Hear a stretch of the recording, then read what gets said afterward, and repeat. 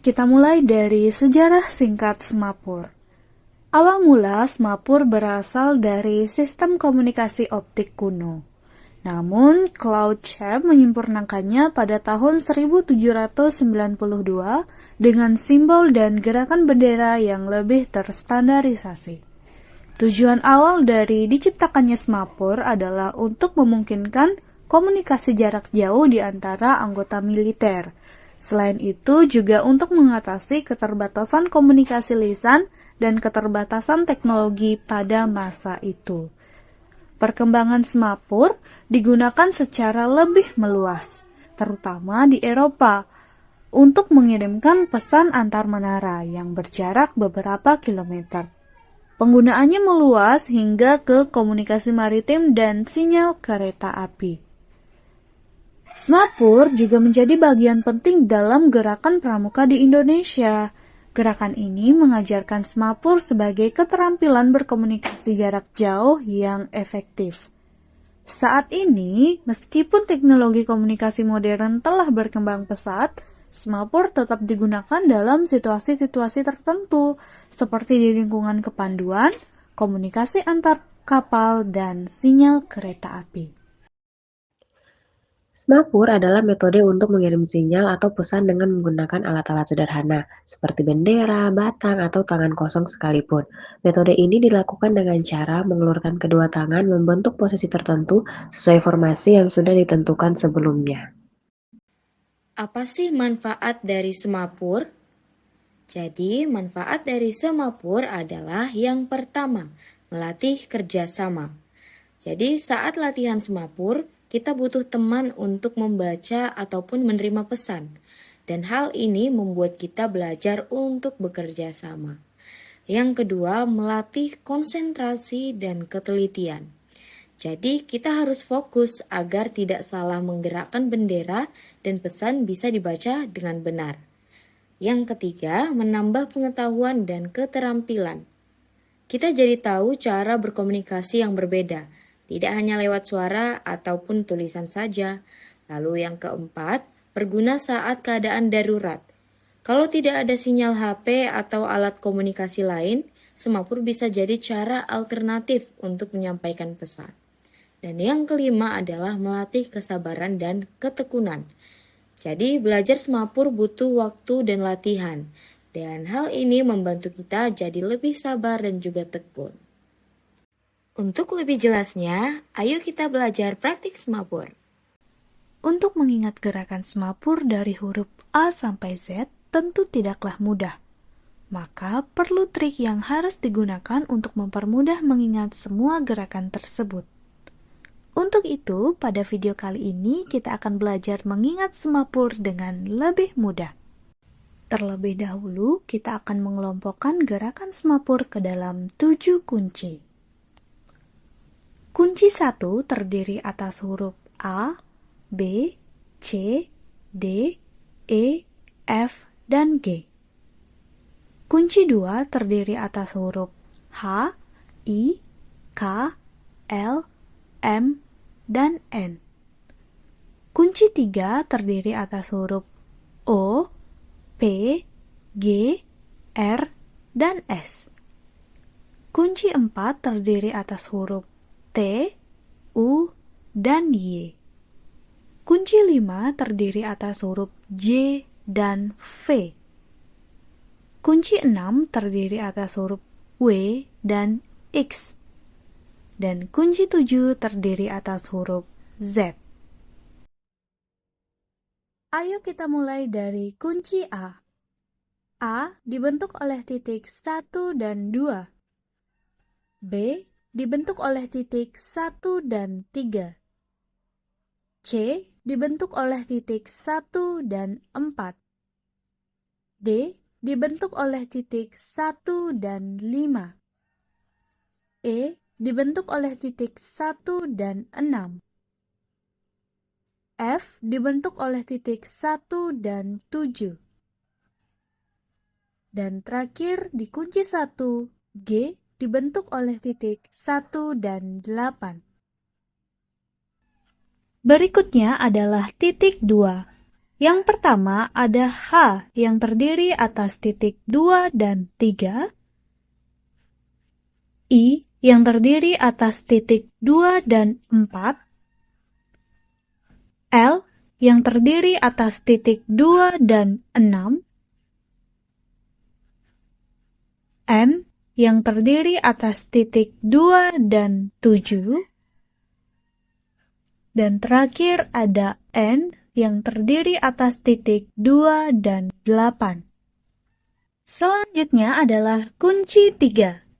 Yang pertama, O terdiri atas titik 3 dan 4, P terdiri atas titik 3 dan 5, Q terdiri atas titik 3 dan 6, R terdiri atas titik 3 dan 7, S terdiri atas titik 3 dan 8.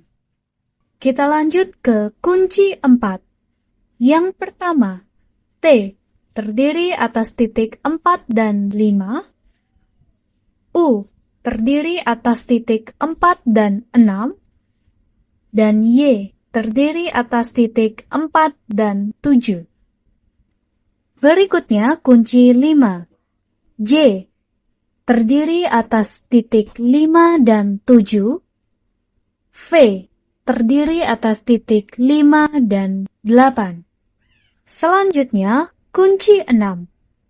W terdiri atas titik 6 dan 7, X terdiri atas titik 6 dan 8. Terakhir ada kunci 7. Z terdiri atas titik 7 dan 8.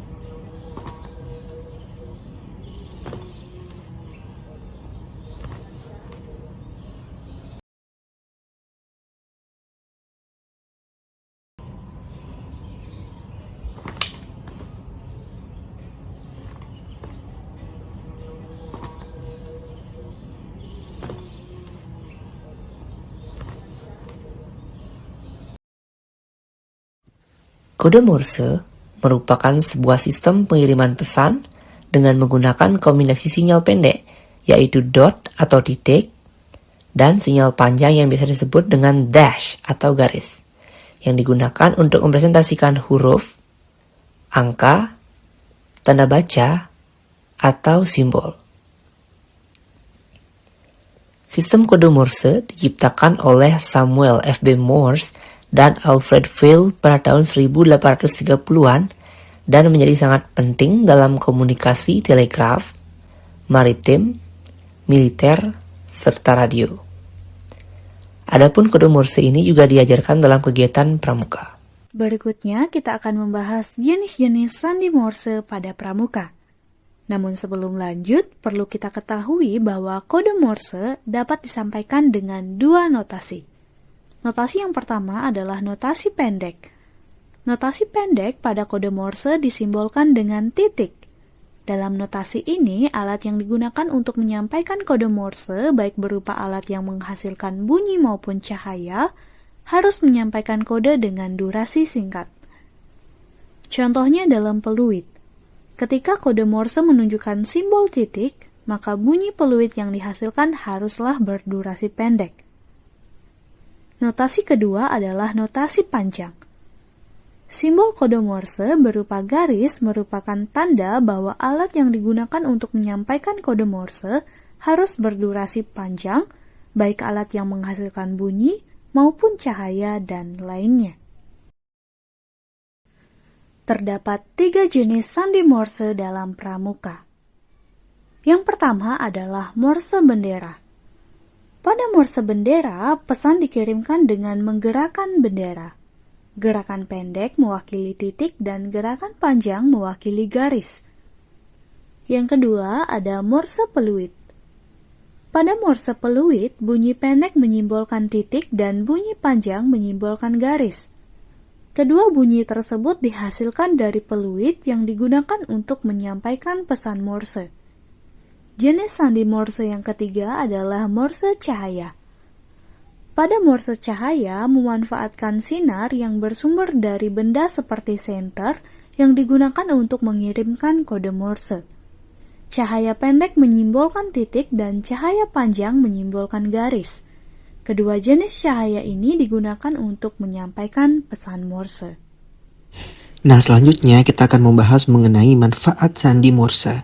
Secara umum, Morse dalam pramuka itu dimanfaatkan sebagai alat komunikasi jarak jauh untuk menyampaikan pesan rahasia dan juga informasi darurat. Namun selain itu, secara terperinci, manfaat dari sandi Morse itu ada 5. Yang pertama, komunikasi jarak jauh, di mana sandi Morse itu memungkinkan komunikasi jarak jauh menggunakan telegraf dan juga radio. Kemudian yang kedua, sebagai media pembelajaran. Sandi Morse itu dapat digunakan sebagai media pembelajaran di kegiatan pramuka. Tentunya bertujuan untuk melatih kemampuan berpikir logis dan juga memecahkan masalah. Yang ketiga, seperti yang sudah disebutkan, sebagai pesan rahasia. Sandi Morse dapat digunakan untuk mengirim pesan rahasia yang hanya bisa dibaca oleh orang yang memahami sandi-sandi tersebut. Kemudian yang keempat, penyampaian informasi darurat. Sandi Morse terutama kode SOS itu digunakan untuk menyampaikan permintaan bantuan dalam situasi-situasi yang darurat. Kemudian yang kelima, yang terakhir itu adalah sebagai pengembangan keterampilan. Nah, sebagai pembelajaran, sandi Morse ini dapat meningkatkan daya ingat, konsentrasi, dan juga kemampuan memecahkan masalah. Nah, itu dia terkait dengan manfaat sandi Morse secara terperinci. Berikutnya, kita akan belajar mengenai tips menghafal Morse. Terlebih dahulu, kita akan mengelompokkan huruf-huruf ke dalam 3 kelompok. Kelompok yang pertama adalah titik dan garis. Titik dan garis tersusun atas beberapa huruf. Yang pertama ada E. E terdiri atas 1 titik. I terdiri atas 2 titik. S terdiri atas 3 titik dan H terdiri atas 4 titik.